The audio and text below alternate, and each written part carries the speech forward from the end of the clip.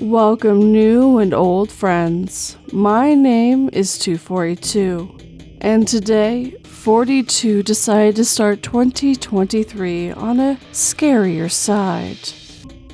We have 2 scary horror stories for you. So, turn off your lights, make sure your doors and windows are locked. Things are about to get spooky.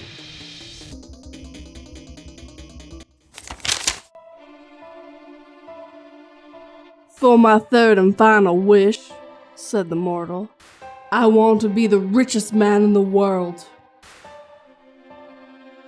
Angry that yet another human had backed out of their promise to use their third wish to free me, I snapped my fingers, and the weight of the world's currency, precious metals, and gems crushed that wretched mortal to death.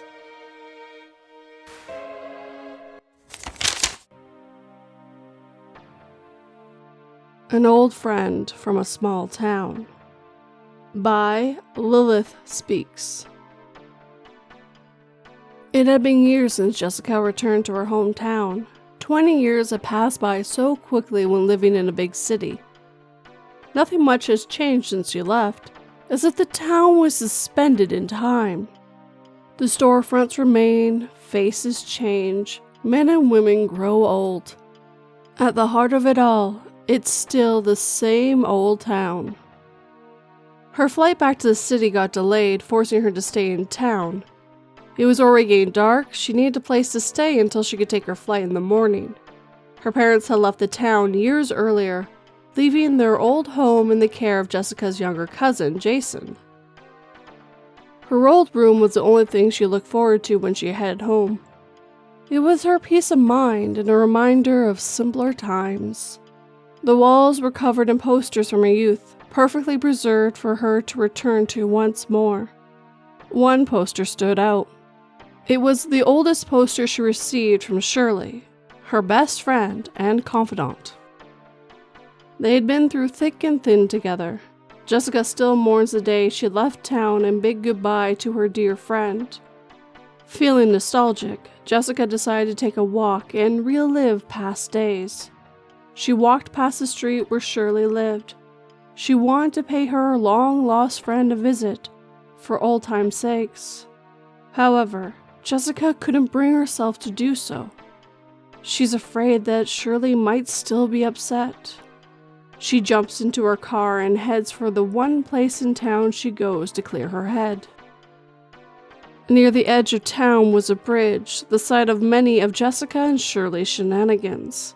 Where they hang out where either of them had a fight with their parents. It was their place of solitude. Jessica stood over the railing, overlooking the rushing water of the river underneath. The night was still and chilly. Her peace was broken when a sudden breeze of cold brushed up her neck, like someone was behind her. Jessica looked around and saw nothing, just the light of the bridge illuminating the surroundings. And at the edge stood a silhouette. It was vaguely human, standing in the middle of the road meters away where the light from the bridge abruptly stopped. The shape was staring right at her. Its piercing gaze froze Jessica right where she stood. The shape was approaching closer and closer to Jessica, ready to step in the light and reveal itself. "Jessica?" A familiar voice calls out to her. She turns around and sees Shirley eagerly approaching. "How long have you been in town? Why didn't you say anything?" Jessica snapped back to reality, grabbed Shirley's hand, and began to run towards her car. Shirley was visibly confused, repeatedly asking the distraught Jessica what was wrong. Jessica didn't seem to hear a word she was saying. She just kept running. The two of them drove off in a heartbeat, Jessica peering at the rearview mirror, but the shape was long gone. It had vanished the moment Shirley appeared. They stopped by the nearby bar to compose themselves. "So, you want to tell me what you're doing at the bridge all by yourself?" asked Shirley. Jessica was still trying to make sense of what happened on the bridge, desperately rationalizing what she witnessed. I just need to clear my head, said Jessica, her voice trembling still. Shirley grabbed her hand and looked her in the eyes with a still and calming gaze. Hey, it's going to be all right. The two friends entered the bar to soothe their nerves. The two drank and laughed harder than they ever had in the past 20 years. The two bonded for hours, regaling past stories and reliving the spirit of their youth. Why didn't you just knock on my door? Asked Shirley. I'm not just going to show up unannounced and ask you if you want to hang out after 20 years, said Jessica. Why the hell not? You can always come to me, you know that, replied Shirley. Jessica was dumbstruck by her friend's straightforward response. After all these years, Shirley still has her back. A few hours passed and the two decided to part. Jessica insisted on driving Shirley home, just as she was about to turn and drive up Shirley Street. Hey, where are you going? I don't live there anymore. Jessica was confused, yet she obliged her friend, driving up further down the road, up to the other side of town. The two arrived at an intersection. Shirley departs and bids her dear friend goodbye. It's been great seeing you again, Jess. Take care of yourself, you hear me? Jessica reluctantly bids Shirley farewell. She asked Shirley if she wanted her to accompany her home, to which Shirley had politely declined. Jessica hesitates to leave behind her friend. The area was devoid of light for miles. She worried about what lurks in the dark. So she decided to follow Shirley home, only to realize she was nowhere to be found. Nothing but trees and the darkness looming around her. She calls Shirley's name repeatedly. Jessica feels the cold breeze upon her again. Someone else is with her. She immediately gets in her car and leaves. She stares at the rear view, hoping to get a glimpse of Shirley. She doesn't recall much from the night before. Must have had one too many drinks. Jessica examines her room once more before wishing it goodbye, heading to the airport. Just as she's about to get into her car, she stumbles into another friend from high school, Heather. She catches up with her old friend. Jessica regrets not being able to hang out with both Shirley and Heather. Heather was shocked and stunned when she mentioned Shirley. Oh my god, Jessica, Shirley died 14 years ago. Jessica couldn't believe her ears. How could she? She asked Heather to refrain from making such a morbid joke. She insisted profusely that she met and talked with Shirley. I'm sorry, Jess, but she's gone. The police said she was last seen in the intersection way past town. 2 weeks later, she came up, strangled, left in the ditch meters from that intersection. We don't know who did it, but they say they saw someone in black around the area. Ever since then, we've been avoiding going out in the dark.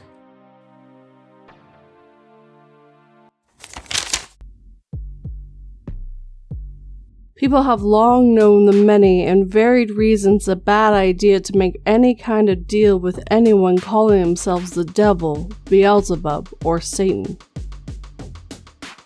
That's why I changed my name to Santa Claus.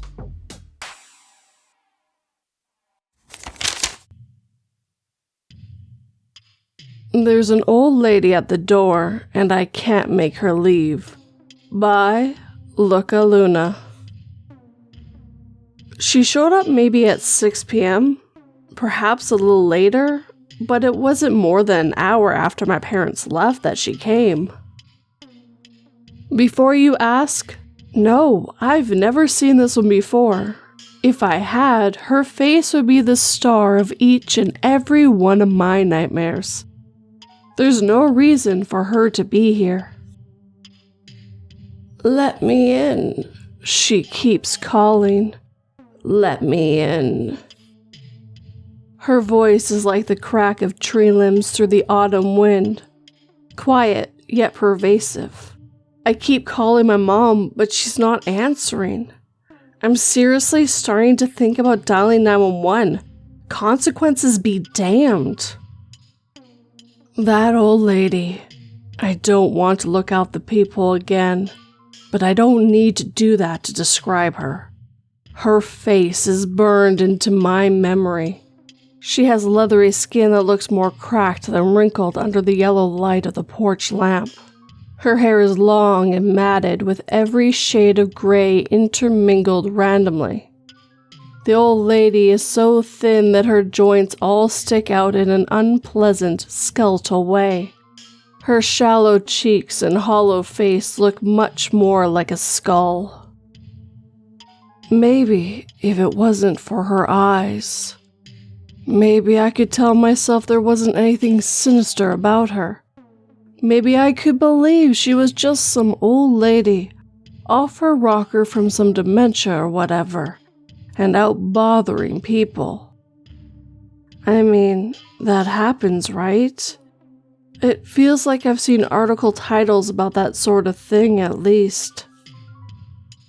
But nope, I can't even give myself a pretty lie because I saw her eyes. They're wide and pure black. No pupil, no iris. Just a dark void of twitching nothingness. A substance too thick and too dark to be tears running down her cheeks in thin streams of sludge. There's something wrong with her. "Let me in," she kept saying. "Let me in." And I'm really panicking. You know, if I weren't so stupid, I would just call the cops. But I can't do that. Do you know why? When my mom and dad left, I thought it'd be cool to engage in a little teenage rebellion for the third time ever. I went through Jake's room since he wouldn't be home until Thanksgiving break. I was just looking for some cash to get a pizza, but guess what I found? A little shoebox with a baggie of weed inside. And do you know what I did? I tried to smoke it. Notice how I said tried. I've never done it before, so I had to watch a YouTube video to figure out how to roll. Well, that's irrelevant. I didn't come here to embarrass myself. As I was saying, cops. Mom still isn't answering her phone. Dad's must be dead because he keeps going straight to voicemail. I can't call the cops. The house smells like stupid skunk. But that old lady isn't leaving. She keeps running those two long fingernails against the screen door. The metal scratches beneath them, and I can hardly think straight. Let me in. If I call the cops, they take me to jail, right? But if I don't, what happens then? What if she gets inside? Where will I end up? Instead of jail? Hell? I can hear the crunch of her bare feet as she moves off the porch and over to the window. I'm hiding behind the couch, but I can hear her so clearly. Let me in. It's too cold for the window to be open, but did Dad lock it? I don't know. I'm too scared to check. She doesn't pause in her mantra, and I hear her nails scratching against the glass. That telltale sliding of the window never comes. The window must be locked after all. Let me in. She keeps calling. My phone is seriously trembling in my hands, like I'm considering texting my address to my group me for my science class in hopes that one of my classmates will show up. I wish I had been more social, but it's not like I ever knew that not having friends meant not having someone to chase away this boogie woman. I don't even care if it's frickin' Sarah. If she showed up, that scared the old woman away. I'd forgive her for everything, even putting gum in my hair on the first day of high school. I hear the hedge on the side of the house rustling. Let me in. She's moving around the house and the back door. It's not locked. Okay, I got to it before she did, but what the fuck was that sound? That awful squeaking scream. Did she get the little chipmunk that lives in our yard? Dad always complains about him. It'll mess up the foundation. But he never actually does anything about it. I think he likes the little guy. He's always on the morning time. I like to think he's watching me get onto the bus safely. But against the door's glass, a visceral red with splotches of fleshy pink paints the view to the outside. Let me in. And I hope what I'm seeing isn't that cute little chipmunk. I can't see outside. I don't know what she's doing now, but I can hear her mantra and fingers as she moves along the house siding. Let me in. Let me in. And I don't know what to do. I keep dialing 911 and then erasing it because I can't go to jail. I do horribly. I can't even shower in gym class. How am I supposed to make it in prison? Do they even have TVs? I bet not. Overwatch 2 just came out. I've barely gotten to play it at all. I can't go to jail. I actually did send my address with a help. There's a monster outside my house. But all that garnered was a hear reaction from Bard and a what a loser from Sarah. Mom, she still won't answer the phone. She's got to hear it, right? Like, even if it's on vibrate, I keep calling repeatedly. She'd feel it, wouldn't she? Let me in. She keeps calling. And finally, it's just too much. I can't keep listening to her and hiding and being scared that I'm going to see her stupid, sewer-spewing eyes through the window. I can't keep on cowering. I don't know if I dropped my phone after this decision or threw it on purpose. Either way, with my hands free, I pounded against the wall I thought she stood behind. Go away, I shrieked at her. Go away, go away, go away! And I kept repeating as she did, over and over, forever. I screamed until I couldn't hear her creepy whispers, wandering fingers, and crunching feet. Go away!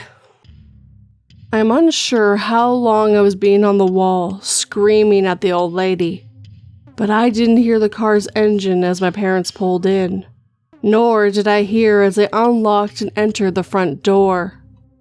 Go away! Go away! I was still screaming when my dad grabbed my shoulders. I turned. My mother's nostrils were flared, breathing in the stink of that shoebox I found under Jack's bed. The old woman, I tried to explain. Her skin was cracked and her arms, they were too long. Her nails were like knives. Laura, my mother said in a far too steady voice, you have no idea how much trouble you're in.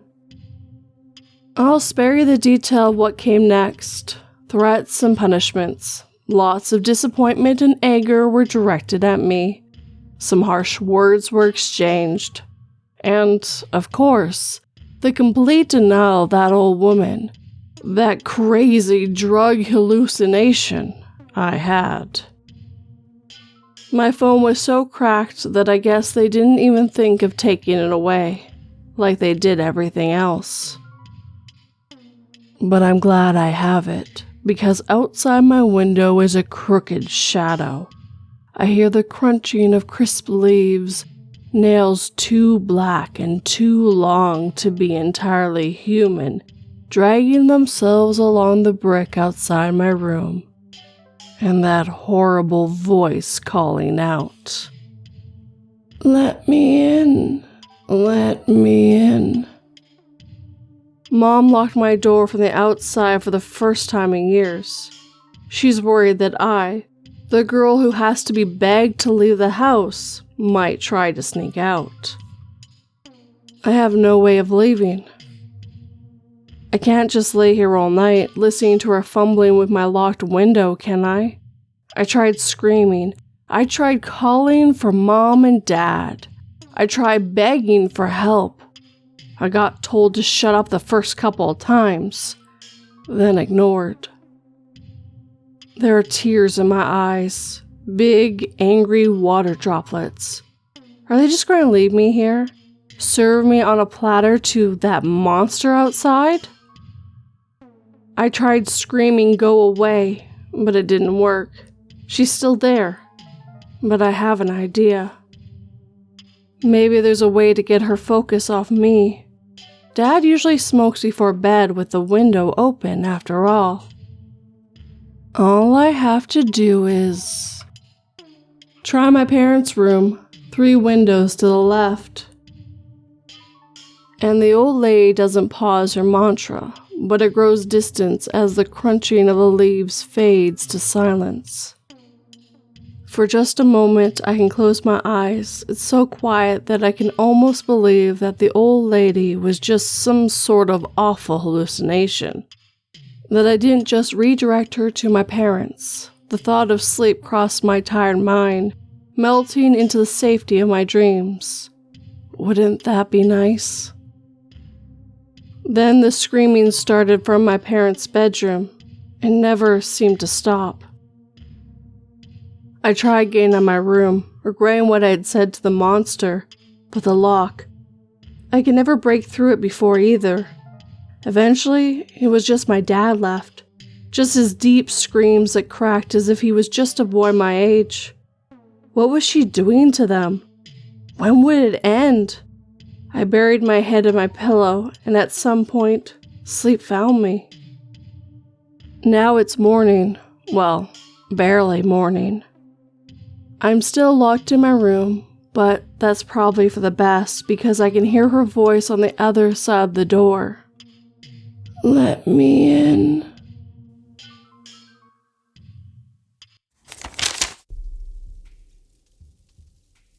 I breathed a sigh of relief when Jesus told the crowd, "Let he without sin cast the first stone." My heart stopped when I saw sinless Steve walk up, carrying a brick.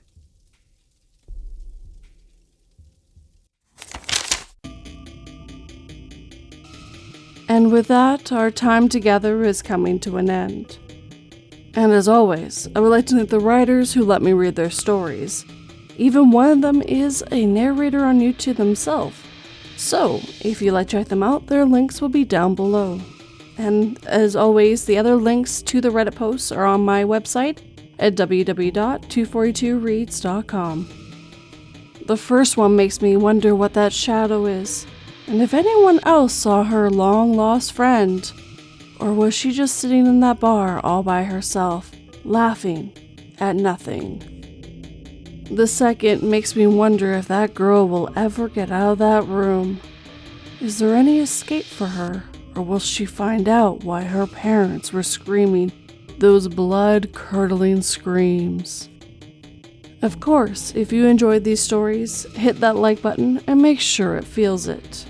If you're new, subscribe and turn that pretty little bell to all notifications.